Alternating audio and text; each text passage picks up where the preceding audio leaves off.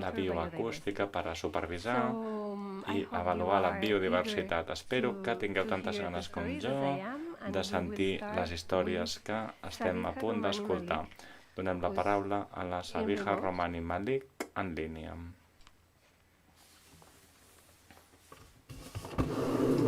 Hola i moltes gràcies. En primer lloc, dic que lamento molt no haver pogut acompanyar-vos en directe a Barcelona.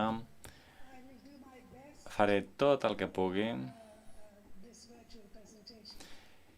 per entretenir-vos en aquesta presentació a distància en línia. En primer lloc, dic que les abelles són criatures realment intel·ligents. Aquesta imatge és així, és autèntica.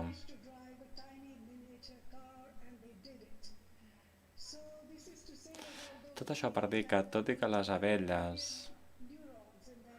tenen 1 milió de neurones en els seus cervells,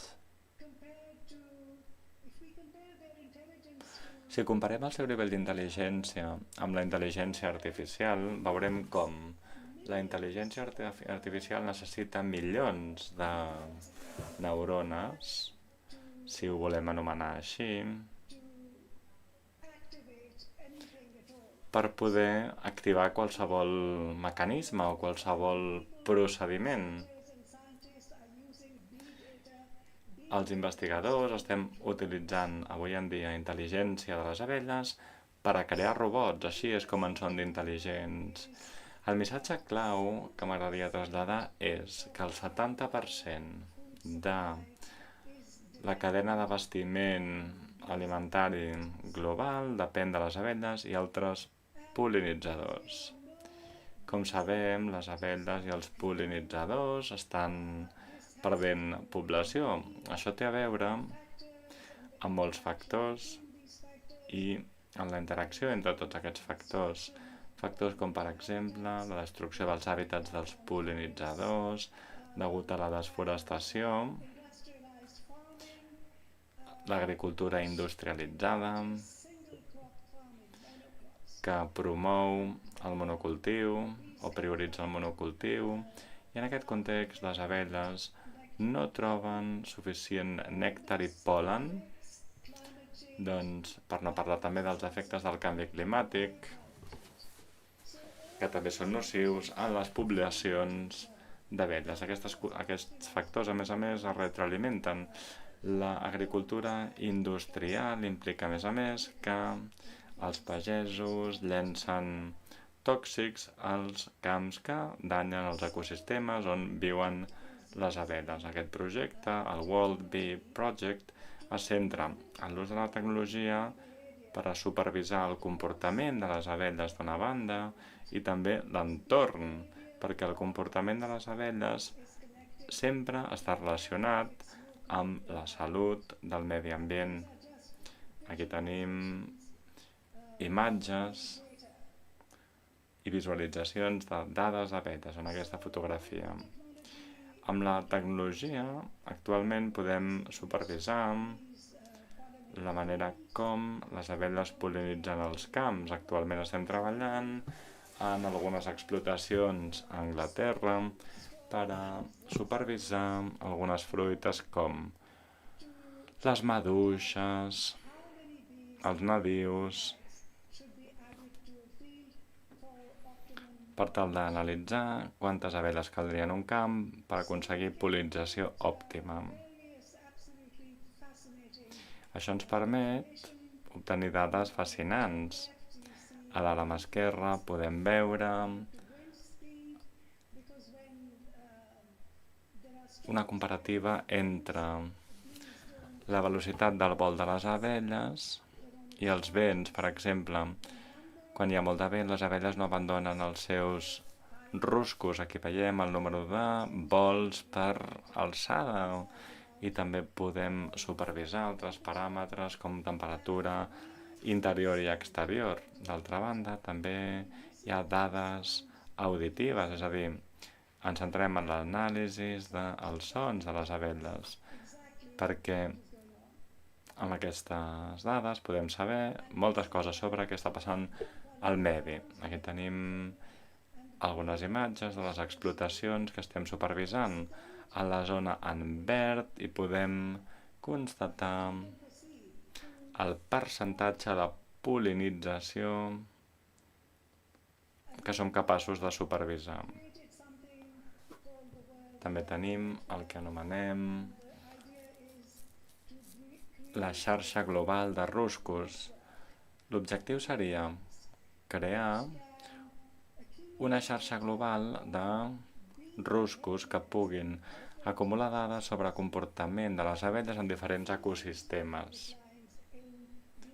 cosa que ens permetria entendre els factors que incideixen en el descens de la població de les abelles, ja que no sempre són els mateixos a tots els entorns.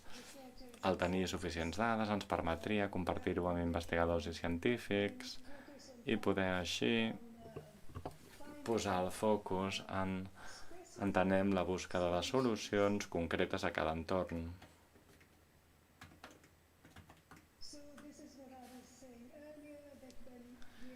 Això és el que comentava anteriorment. Estem també supervisant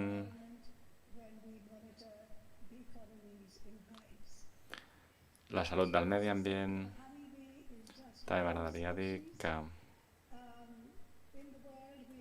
les abelles de mel només són una espècie de les abelles existents, quan en realitat n'hi ha moltes més.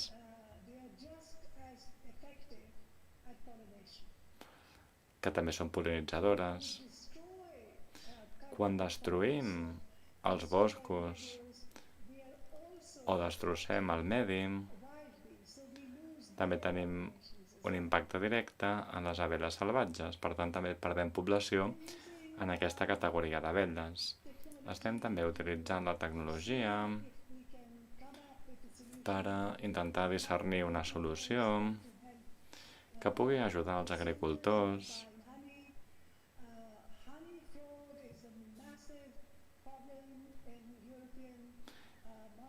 Després també tenim el problema del frau en els mercats de la mel. Molta de la mel que es comercialitza és falsa. Està barrejada amb sucres i amb sirop i es ven a un preu molt baix. I els apicultors que venen mel autèntica, mel natural, experimenten una pèrdua d'ingressos perquè la seva mel sempre és una mica més cara, ja que és mel autèntica. Tenim, doncs, actualment un projecte en execució pel qual hem rebut una subvenció del programa Horitzó Europa que s'està, dèiem, executant a França. La tecnologia també pot ser utilitzada per a monitoritzar les vespes. Estic segur que heu sentit a parlar de la vespa asiàtica que invadeix Europa actualment. N'hi ha moltíssimes al Regne Unit actualment. De vespa asiàtica és una amenaça enorme per a les abelles, ja que sempre merodegen per les entrades dels ruscos i maten a les abelles de mel que donen per alimentar a les joves vespes asiàtiques que fan els seus ruscos a les copes dels arbres i per tant són difícils de detectar. És un dels problemes que esperem poder solventar amb l'ús de la tecnologia.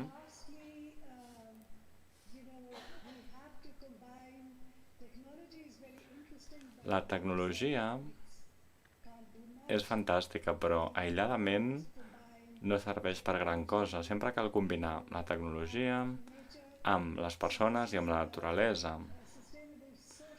Aquí tenim un programa de sostenibilitat social que estem executant a la Índia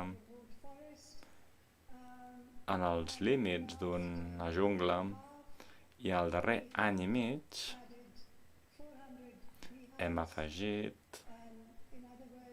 400 ruscos, és a dir, hem augmentat la població d'abelles nadives amb 36 milions d'espècimens. Tenim 80 dones que participen en el projecte. A més,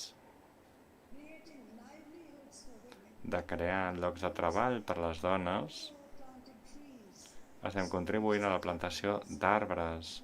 Tenim una nurseria de plantes i aquestes dones les planten en els seus municipis. Fins aquí un resum molt breu de la tasca que estem duent a terme. La pregunta que crec que ens hem de plantejar és com podem arreglar aquest futur. Ens enfrontem, probablement, i tal com han dit les Nacions Unides, a una crisi existencial. Els nostres ecosistemes s'estan desintegrant, s'estan esfondrant. El que ens cal és acció col·lectiva. Sense les persones i sense l'acció col·lectiva no anirem enlloc. Espero profundament que totes i tots, aquí presents avui, podem, d'una manera o altra, unir-nos per protegir a les persones i el planeta. Moltíssimes gràcies per haver-me convidat. És un plaer i un honor estar connectada aquí en línia amb vosaltres avui.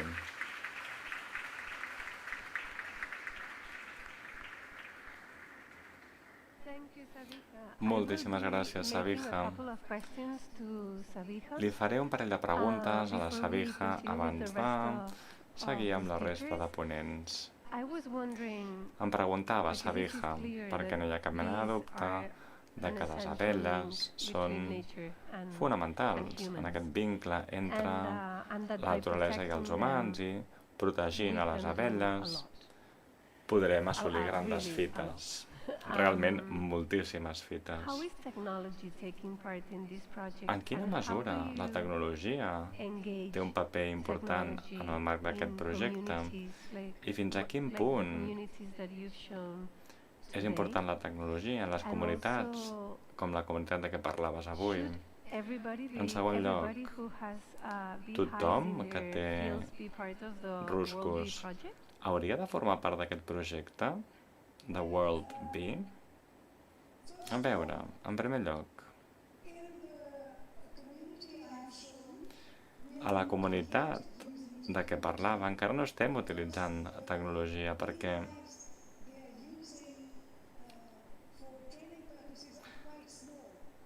els ruscos que s'estan utilitzant fins ara són bastant petits i hem posat de moment el focus en la recol·lecció d'abelles salvatges, dels ruscos salvatges del bosc, per poder-los introduir i poder formar a les nostres beneficiàries, a les nostres dones, perquè sàpiguen com alimentar-los. Això està funcionant molt bé. La segona fase del projecte serà, quan ja tinguem ruscos una mica més grans, afegir la tecnologia necessària. Això també implica, evidentment, que bé, aquestes dones, com saben, en algunes ocasions són analfabetes. Això vol dir que les haurem de formar. Les haurem de formar per tal que sàpiguen com emprar aquesta tecnologia. Això per una banda. I també em preguntava com estem utilitzant la tecnologia, no? He fet una breu descripció de les diferents maneres d'utilitzar la tecnologia. La utilitzem, doncs, a les explotacions per augmentar la producció de les collites, també per a supervisar l'estat de la biodiversitat, etc.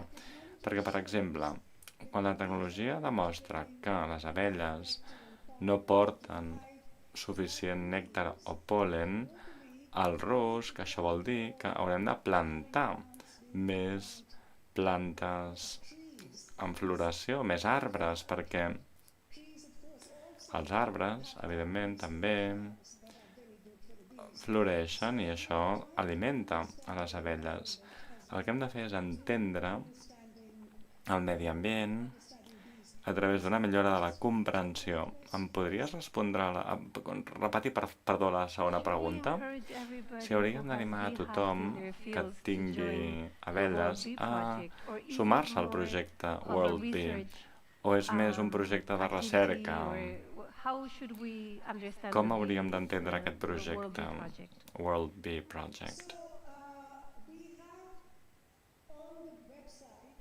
A la nostra pàgina web tenim una comunitat d'accés lliure. Tothom s'hi pot sumar. Això d'una banda. La World Hive Network té per objectiu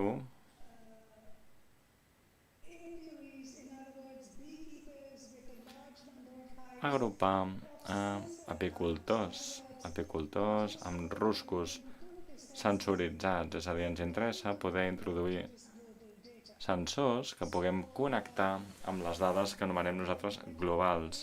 La xarxa, doncs, en aquest sentit, serveix per a aquests objectius, no?